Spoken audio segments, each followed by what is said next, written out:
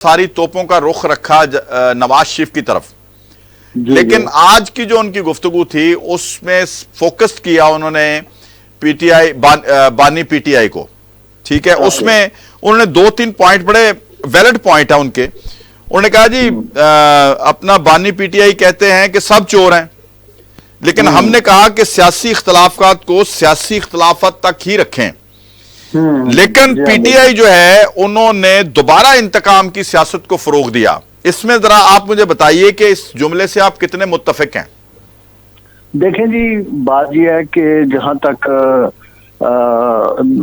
मियां नवाज शरीफ की तरफ उनका के जो बयानात हैं, मैं समझता हूँ कि खिलाफ के मुताबिक उनकी ये पॉलिसी बड़ी अच्छी है।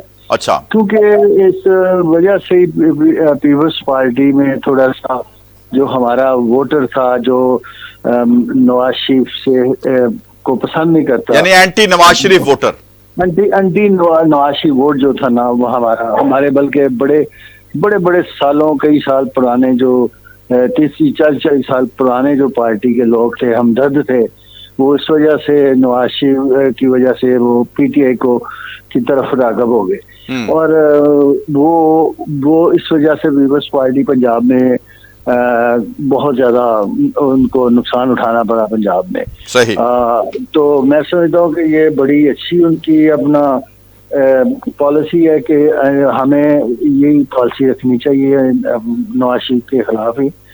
बाकी जहां तक और ये क्यों करना पड़ा हमें, उसकी वजह भी ये है कि इमरान खान इसकी वजह है। क्योंकि इमरान खान ने तो अपने वो कहता था कि गलियां होन सुनिया तो विच मिर्जा यार थे।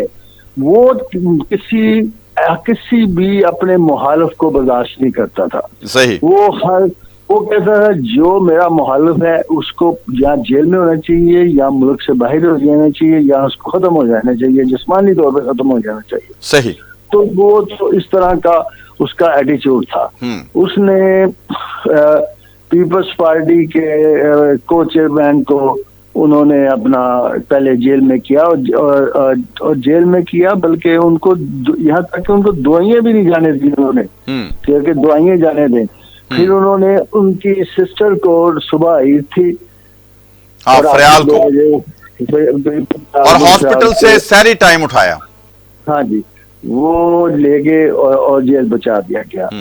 तो इस तरह वो इंतकाम में अंधा हुआ था। इस वजह से फिर वो कहते और यही कुछ मरियम नवाज के साथ हुआ कराची में। हाँ जी, तो ये वो उसकी जो पॉलिसी, जो इसकी पॉलिसी ने पीपल्स पार्टी को मजबूर कर दिया कि अगर हम लग होके इससे होंगे तो फिर ये हमें मारेगा, ठीक है नहीं, और बेहतर है कि हम एक दफा इसको खत्म करें। सही। तो इसके सियासत को खत्म करें। तो पीपल्स पार्टी ने मजबूरन आखिर तंग आके फिर उन्होंने इनके खिलाफ अदम एतमाद की आईनी तौर पे इसको हटाया, और जो कि उसने उस वक्त आइन तोड़ा। अच्छा, जावेद अख्तर चौधरी साहब, सूरत हाल एक और भी सामने आई ना, क्योंकि अगर ये शायद पीपल्स पार्टी तो मार खा जाती, नून लीग भी मार खा जाती, लेकिन जो फोकस किए हुए थे ना, जो इसको लेके आए थे, वो शायद सोच रहे थे कि अब अगर हमने इसको ना रोका, इन दोनों पार्टियों को मैदान ना दिया, तो मुल्क जो है उसका बेड़ा गर्क हो जाएगा, जो कि बिल्कुल नजदीक था। कोई ऐसा भी आपके ज़हन में है? जी बिल्कुल हो गया था ना जी। ये जो IMF के इसने ब्रीच किया था एग्रीमेंट उनसे। सही। वो क्या था? वो श्रीलंका बन जाना था पाकिस्तान ने भी, और पाकिस्तान वो डिफॉल्ट की तरफ चला जाना था। इधर क्या हो जाना था, सिविल वार हो जानी थी शुरू, और लोगों ने एक दूसरे के अपना रोटियां छीननी थी लोगों ने एक दूसरे से। तो बात यह कि ये इस तरफ तो ले गया था ये मुझे समझ नहीं लगती। इनके जो सपोर्टर हैं इसके, मुझे वो तो कहते हैं जी वो नबी भी उसको अपने आप को डिक्लेयर कर दे तब भी हम उसे मानेंगे। तो ये तो इंतहा है। ये तो एक, मैं समझ रहा हूँ ये जहालत है, ये जुम्बी है। जुम्बियों को इसे सोचना चाहिए, मुल्क का सोचना है। के बजाय कि एक स्टैचू जो बना दिया इन्होंने इमरान खान सामने, एक बुत सा बना दिया, उसकी परस्तिश करनी है, ये इस मुल्क के लिए बड़े खतरनाक होगा और इनको चाहिए कि कुछ सोचें। ये एक अच्छा, अब जरा थोड़ा इलेक्शन पॉलिसी तो बता दें पाकिस्तान पीपल्स पार्टी की, क्योंकि जो मेरे इल्म में है वो ये है कि नवाज शरीफ एक्सपेक्ट कर रहे थे कि ये जो बिलावल हैं ये वो वाला वोट जो पीटीआई का वोट है उसको मुतहर्रिक कर लेंगे और शायद नवाज शरीफ को भी कोई एतराज ना हो कि अगर अवामी वोट के जरिए बिलावल जीत के आगे आ जाएं। तो मुझे ये बताइए कि क्या पंजाब में पीपल्स पार्टी जो है बिलावल की जो सियासत है उससे या बिलावल की जो स्पीचेस हैं जो गुफ्तगू है, क्या वो इतनी मुतासर कुन जावेद अख्तर चौधरी साहब समझते हैं कि अवाम जो है पंजाब की वो इनकी वोटर में तब्दील हो जाए? देखें जी जवाद साहब, ये बड़ा मेहनत की बात है। अच्छा। मेहनत करने की जरूरत है, चूंकि मामला काफी बिगड़ गए हैं। इसको एक तरफ मैंने आपको बताया ना कि ऐसे लोग हैं जो कहते हैं जी हम किसी सूरत जो है ना इमरान खान ने डाका मारा है, ये साबित भी हो गया है, हम नहीं मानते। इमरान खान ने गैर शरई तौर पे निकाह किया, हम नहीं मानते।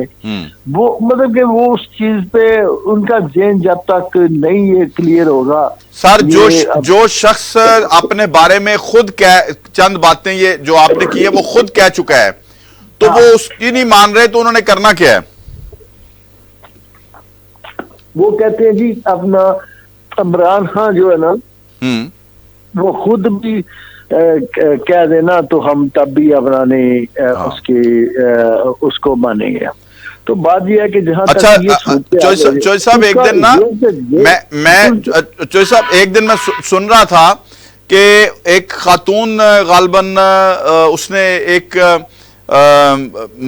सोशल मीडिया के ऊपर एक एक्टिविटी शेयर की जिसमें वो कह रही थी कि अगर अपना पीटीआई का बानी कह दे स्पीच में कि ऊंट अंडा देता है तो ये जो कौम है जो जिसको आप ज़म्बीज़ कह रहे हैं वो कौम जो है वो कहेगी जी हाँ अंडा ही देता है, और उसके बारे में वो बहुत सी दलीलें उठा के ले आएंगे। बिल्कुल नहीं, ऐसा ही है, बिल्कुल ऐसा ही है। तो ये और दूसरी मैं एक बात बता दूं आपको, मैं नहीं समझता कि कोई इमरान खान इस मुल्क में स्वीप कर सकता है। ये मेरी बात आज मैं कोई वो नहीं बात कोई हवाओं में बात नहीं कर रहा। सही, ये बातें माजी में के करीब में हो चुकी हैं। ये जो मैं बात कर रहा हूँ, ये कहते हैं ये पूरे इमरान खान स्वीप करेगा, कहाँ से करेगा मुझे ये बताएं जी कि अपना सिंध में पीपल्स पार्टी है और कराची में पीपल्स पार्टी ने इसको हराया है ऑलरेडी 2 सीटों से, और इसके भरपूर जोबन पे हराया। हाँ जी, वो हराया है, फिर खुद इलेक्शन लड़ा था ये।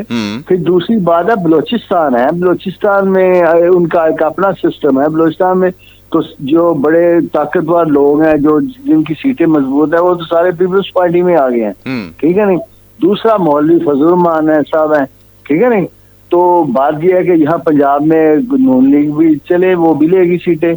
तो पीके में आपको पता है कि शावर का जो वो है मेयर कौन है, JUI का है ना। हाँ, कैसे आया, इसकी उम्र में जीता था। बिल्कुल ऐसे ही ऐसे तो बात यह है कि ये भी एक अपना एक ऐसे ही एक और इसके अच्छा इसके पास चोई साहब अगर मैं ये सवाल करूं कि इनके पास तो पूरे कैंडिडेट भी नहीं हलकों में।